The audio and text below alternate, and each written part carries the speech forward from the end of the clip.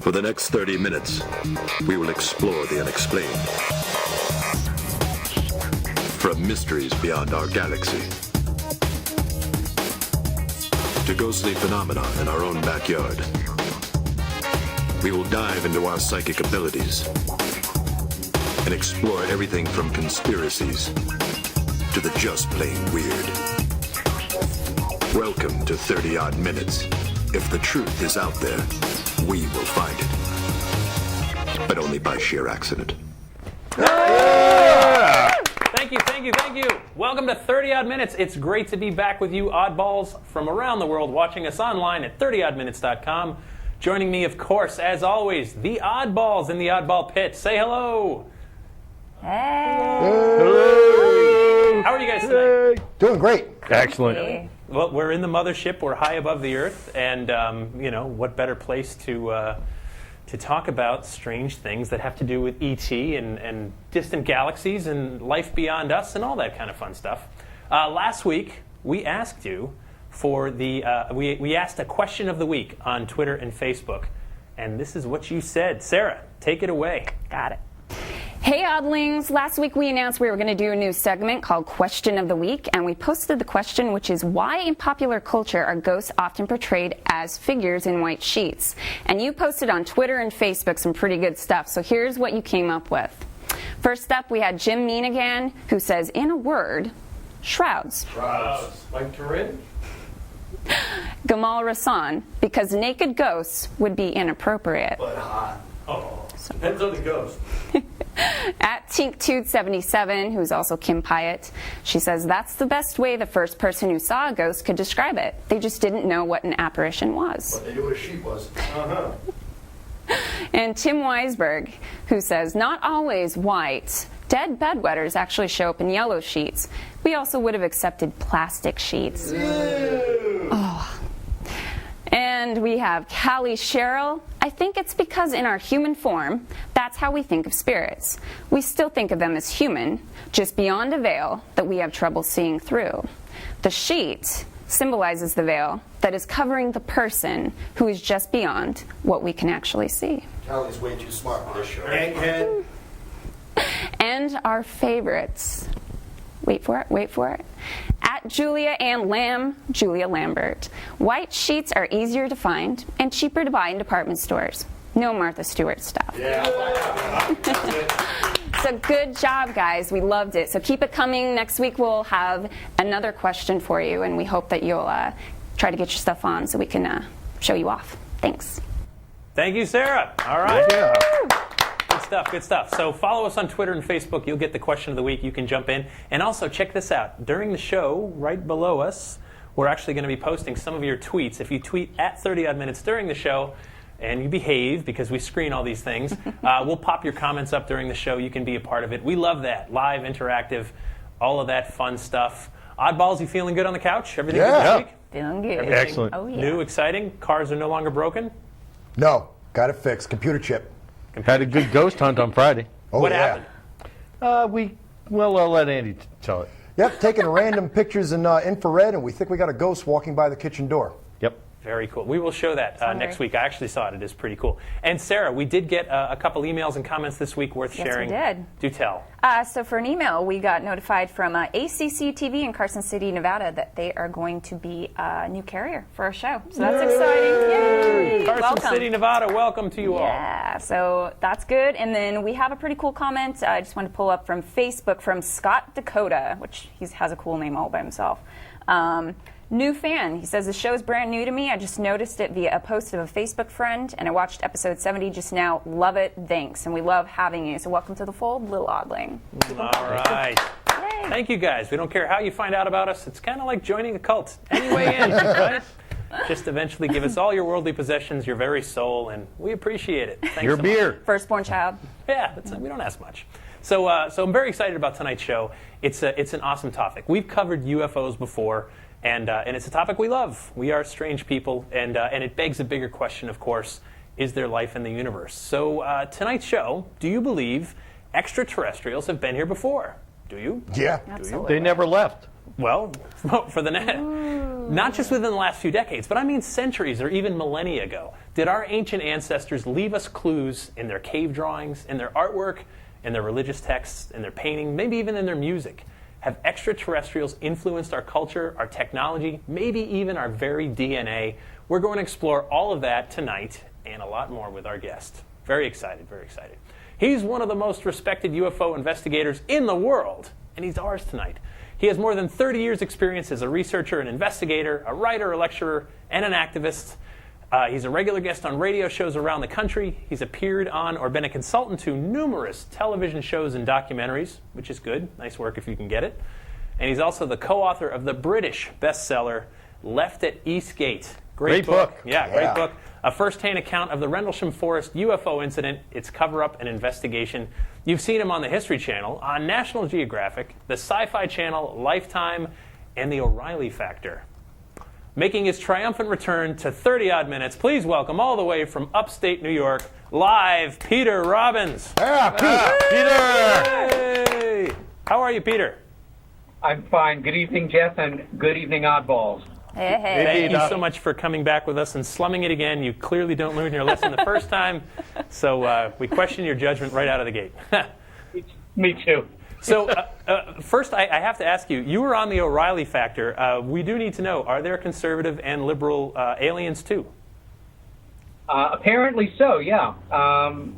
About 9 years ago, I received a call from Mr. O'Reilly's producer saying that they wanted to have me on the show to discuss the Rendlesham Forest UFO Incident. And although I don't think Mr. O'Reilly's ever been public about this, I was assured by the producer that he has not just a serious interest in the UFO cover-up, but takes it very seriously, and off the record, within the Beltway, over a few drinks, has been told in no uncertain terms by elected officials whose names we all know that it's absolutely real. Apparently, an article that appeared in the New York Times that day triggered his interest, and I ended up doing the show live from London a few weeks later.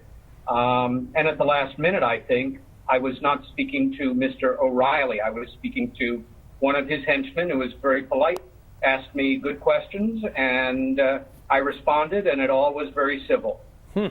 Excellent. Well, very good. See, I mean, this topic, and really all of these fringe topics, if you will, I think they bring us together. They really do. Even people who want to be divisive about it, who get offended, there's unity among them as well, right? It's a topic that speaks to a very primal part of all of us. And so we talked, last time you were on, we talked extensively about the Rendlesham Forest UFO incident. And I think when a lot of us think of UFO incidences, we think of Roswell, Rendlesham. We think of these modern-day sightings that make it on YouTube and things like that. Tonight, we want to go back, way, way back, if we could. Earth seems like a nice place to me. You know, I've got friends here, a lot of good things to do and all that fun stuff. But why do you think extraterrestrials? This is our first guy smoking on the show. Yeah, that's cool. Actually, no, it isn't. First guest to smoke. No. I want to Guy say from to all your California. younger, impressionable viewers who are now going to go out and buy their first packs of cigarettes, this is an electronic cigarette. I no longer smoke, but if you got the big bucks, you get one of these babies and you can feel like you're smoking, but at no cost to your lungs. All right. Well, Why do I think that they're visiting here? This is purely speculative. They never told me. Nobody tells me anything. This is only my own opinion.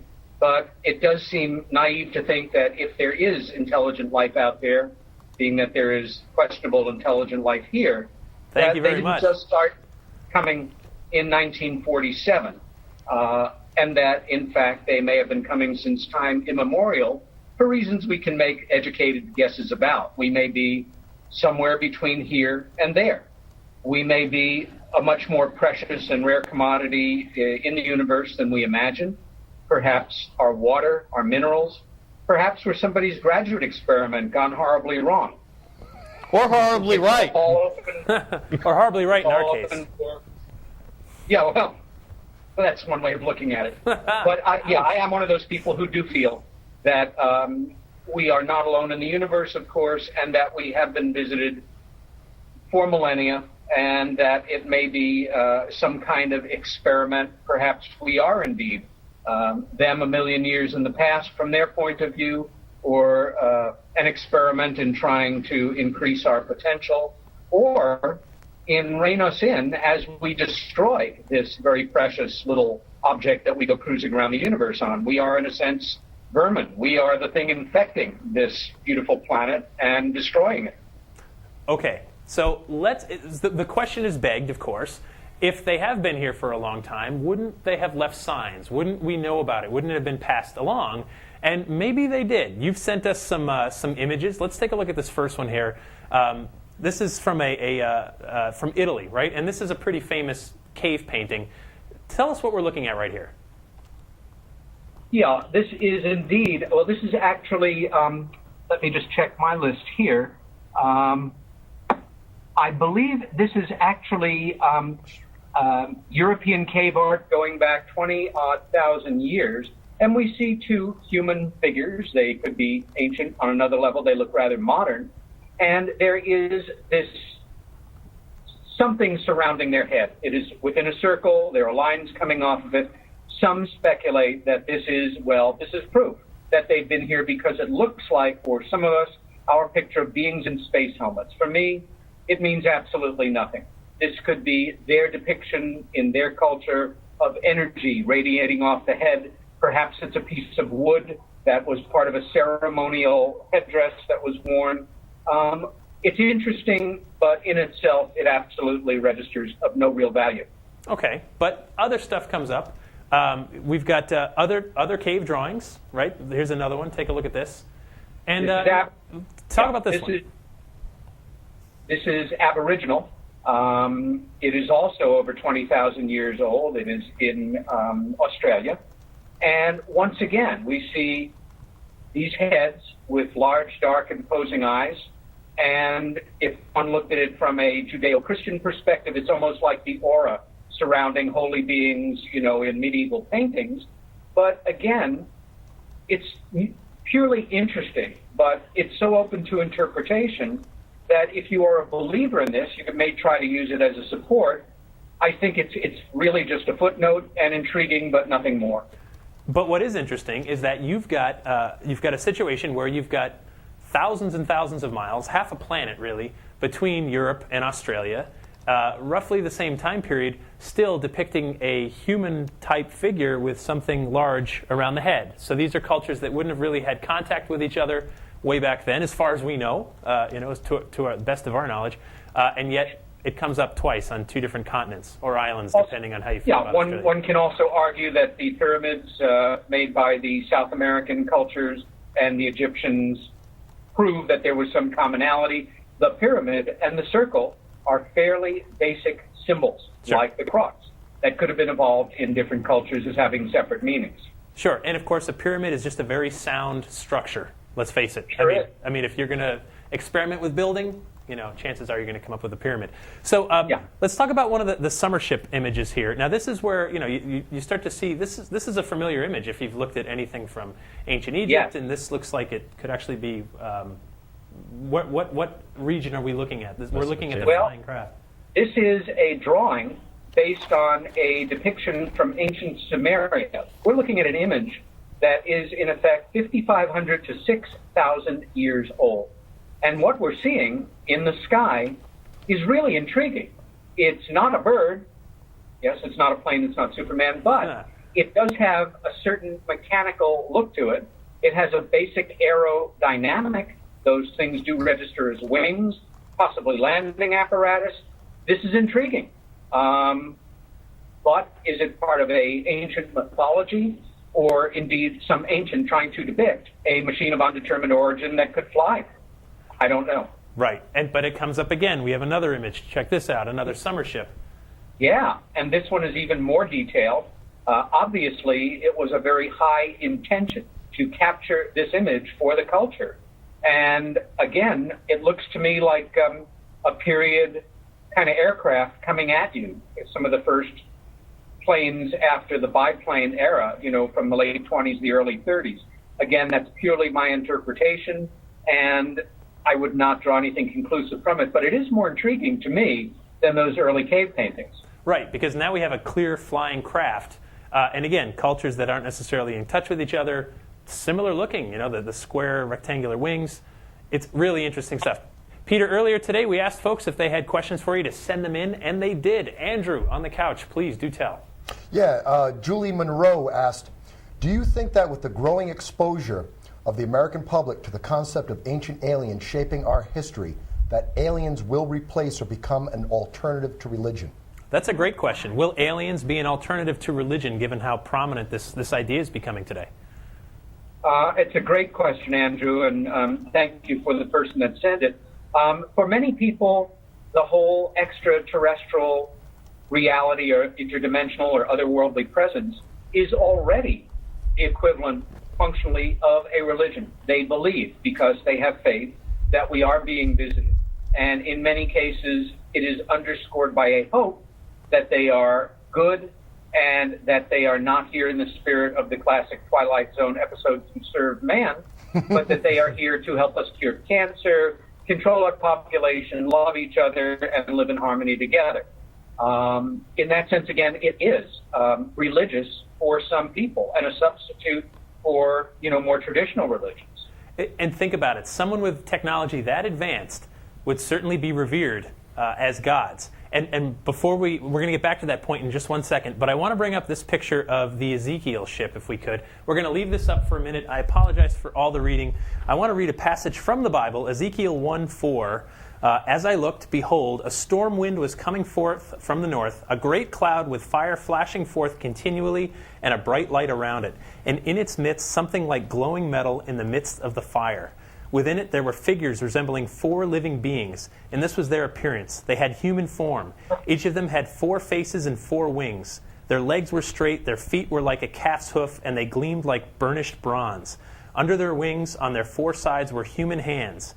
As for the faces of wings and wings of the 4 of them, their wings touched one another. Their faces did not turn when they moved. Each went straight forward.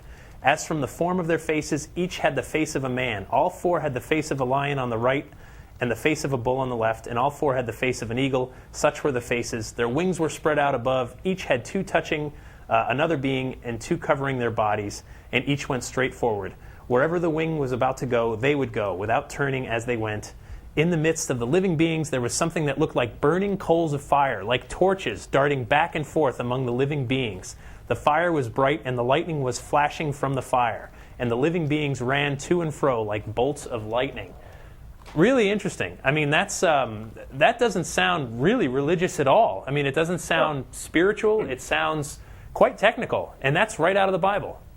It does, and I'm glad you chose Ezekiel because for me it is one of the most compelling parts of the Old Testament that suggests to some of us, with all due respect to our religiously inclined brothers and sisters, that this may have been a absolutely understandable misinterpretation of an appearance by other intelligences in ceremonial garb, a suit that had a helmet on it with depictions of animals to basically really penetrate into the mythology of the time rather than what might have been the standard issue NASA helmet of the time.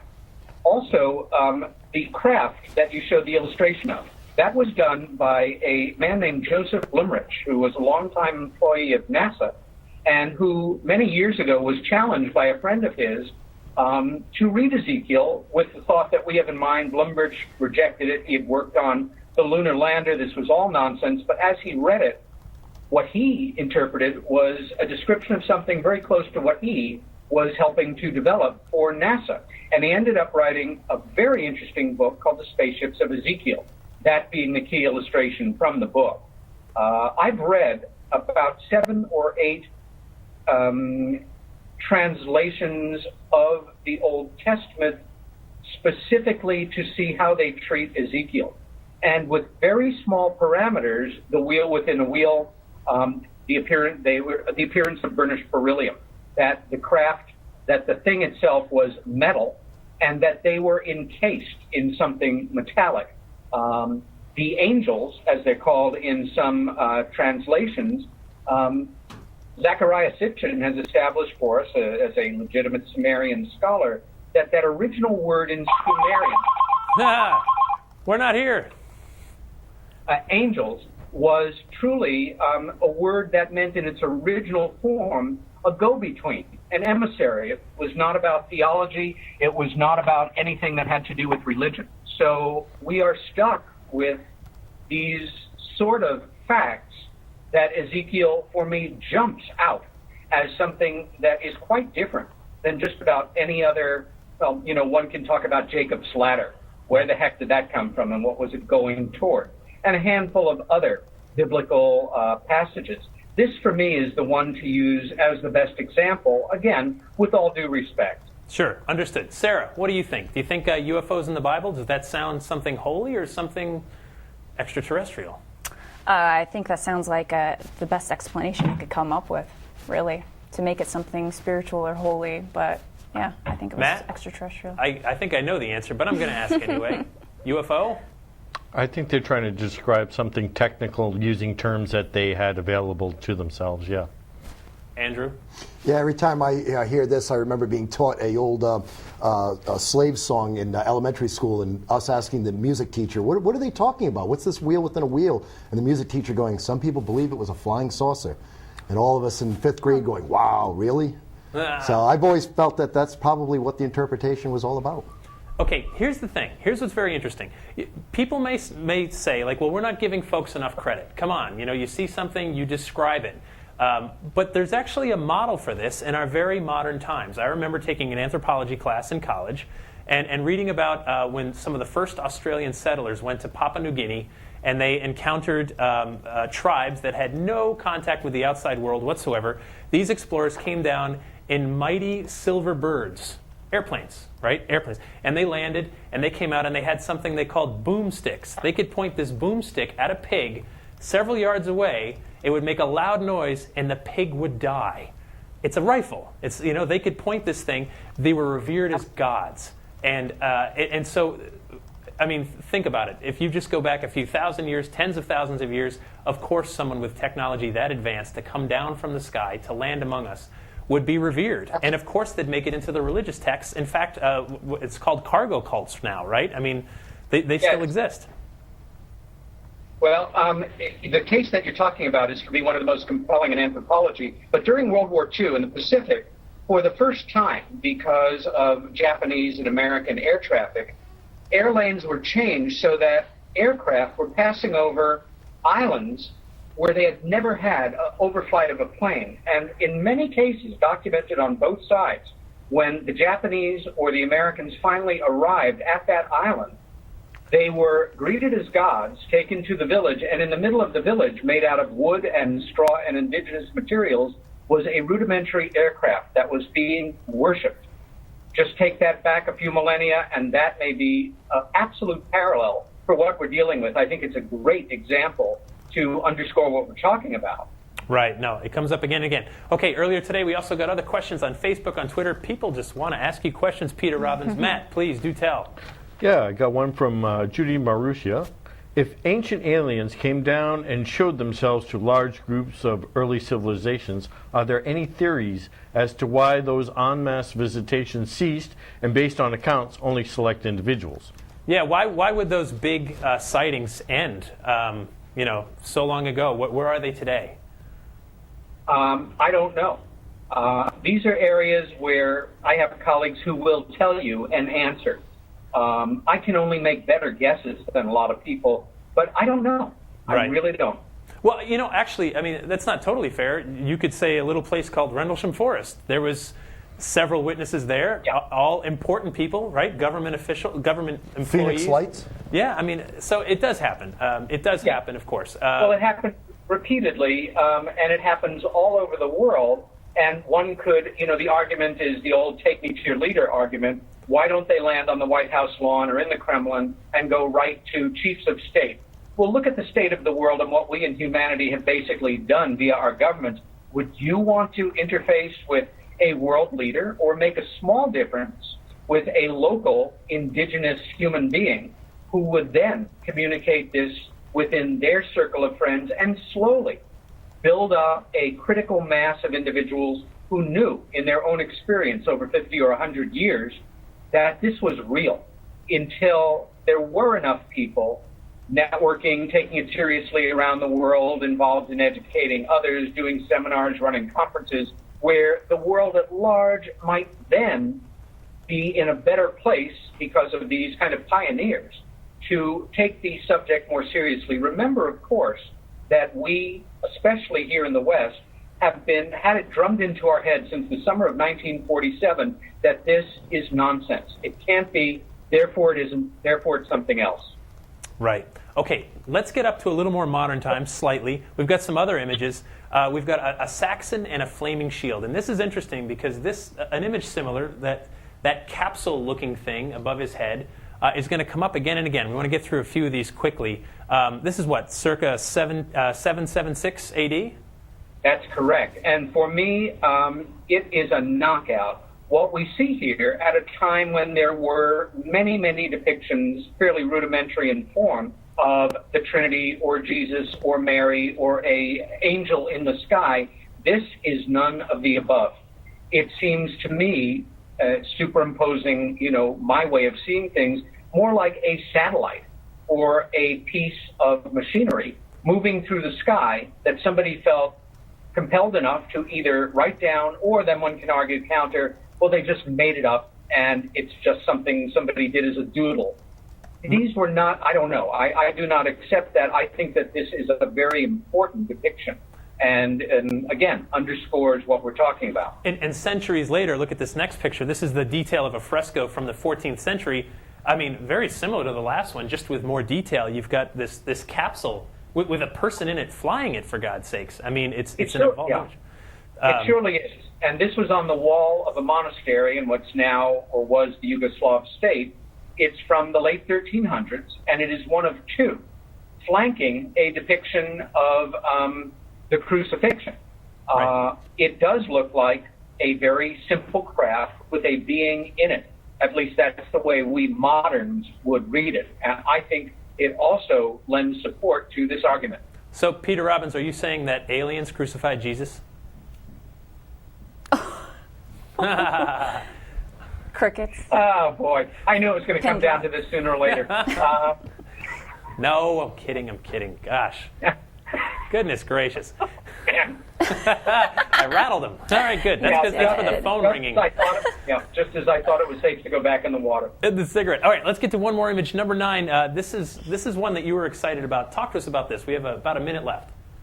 Yeah. This is a depiction of a mass sighting that was recorded over Basel, Switzerland. Similar depictions were issued as printed broadsides in Germany. This is 1559.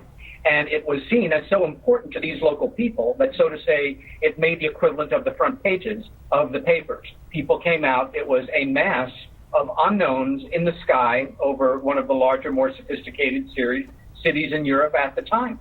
So over a long period of time, from 20,000 years ago with cave paintings to just a few centuries ago with our medieval artwork and things like that, again and again we see these things that are out of place that are, like you said, the interpretation. It's still happening today. We just have different medium. We have YouTube. We have things like that. Sarah, Matt, Andrew, closing thoughts. What do you think? Have they been here before? Have they been here all along? Absolutely. They never left. And they're cats. Yeah. Cats. They are. Wow. No, they're mice. We just took a left turn there. Pan-dimensional beings. We were so close. No, they definitely. I like what Matt said. They never left. Peter Robbins, do you think we are they are us? No. I appreciate when you're succinct. And I wonder why you're not on Twitter. You don't need 140 characters. You need 2. Good Lord. Peter, thank you so much for coming back and joining us. You were an awesome guest. We always love having you. Well, now I'm willing to come back again. Just make sure that you send my check to the same address that you had the last time. Right. Just, it's post-dated millennia. Because I'll be waiting for it. Yeah. Of course you will. All right, excellent stuff. Folks, we appreciate you all. Please follow us on Twitter and Facebook. Email us. Tell us what you think. And until next time, stay odd. Yeah! All right.